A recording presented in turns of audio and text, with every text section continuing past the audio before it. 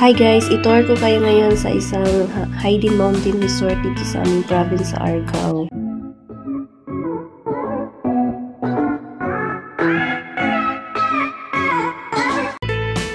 Siya nga pala yung birthday girl na nag-invite sa amin. Ito naka-blonde na buhok. Yung beautiful girl na yan.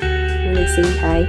Siya yung my birthday na nag-invite sa amin na pumunta dito. Kaso akala namin restaurant lang siya, hindi namin inakala na resort pala. Kaya nagpunta kami dito na nakapantalon at saka nakasapatos pa.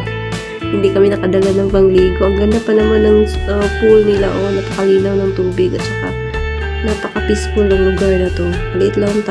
Maliit lang yung mga tao. Hindi kasi siya masyadong known dito.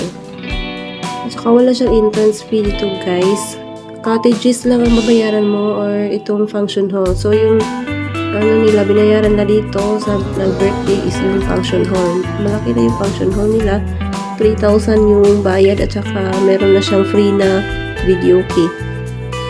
At kung gusto niyo lang na cottages yung sa unahan, 100 per head po sa adult at saka 50 sa bata yung bayad sa sa mga cottages.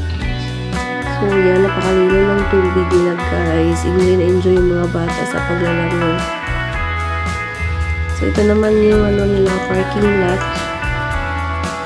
So hanggang dito na lang po. Thank you for watching. Uuwi na kami. Bye-bye!